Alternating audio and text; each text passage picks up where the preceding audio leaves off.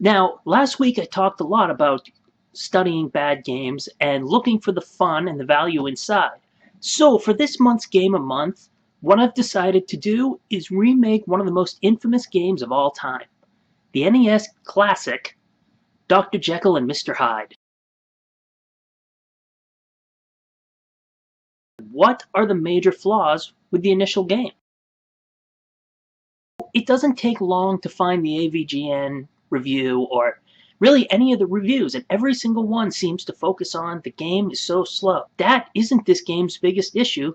That is only a minor problem. So if you start playing this game, you're going to notice that when you jump, you stop. Every time you jump, you hit the ground and you can't move. You're walking along and then there's a spider in front of you and you have to stop. You have to wait for the spider to move. Whenever you get hit by an enemy, you get knocked back, and guess what? You stop again. Every single design decision they made is removing control from the player and making it feel unresponsive. When you combine unresponsive controls with large hitboxes, with lots of projectiles, lots of enemies everywhere, you create a very bad game. In order to prepare for this remake, I've been watching a lot of speedruns for this game, and one thing strikes me as interesting. Nearly every comment on all of these speedruns is, you're cheating.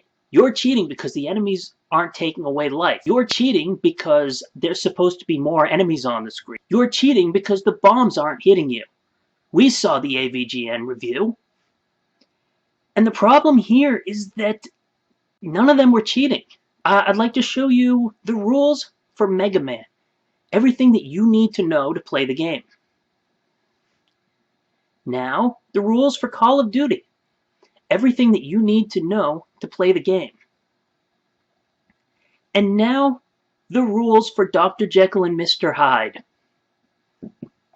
With every level you complete, the rules change. More enemies start spawning. They have certain enemies that interact with other enemies in order to suddenly make them dangerous. Depending on where you are in the game, everything you do, every strategy you have to build has to change because the rules of the game are changing. When it's this difficult to learn, you can't ever expect a player to understand your game.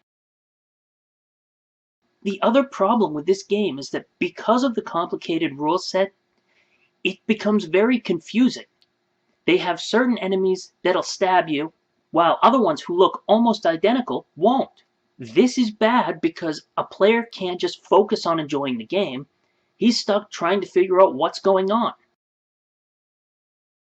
One of the cool things about this game that many of the reviewers don't even know is that certain enemies are actually interacting with one another. So if you walk past a cat, nothing's going to happen. They're 100% harmless, unless they get scared. So if you're walking down that street and that jerk with a bomb sets one off, the loud noise is going to spook the cat. And the same goes for the dogs. While it's sitting there, or while it's laying there sleeping, it's not a threat whatsoever. But there are certain things that are going to wake up the dogs, such as a bird crapping on it. The threats that you have to watch are not just the ones that are on screen, but you have to see which enemies are going to set off the other ones. And it's a really cool gameplay mechanic that's hidden behind a very terrible gameplay. Next video, I'm going to show what I've rebuilt so far and start going into what I'm doing to fix these issues and how I'm going to make it a better game. I'll see you then.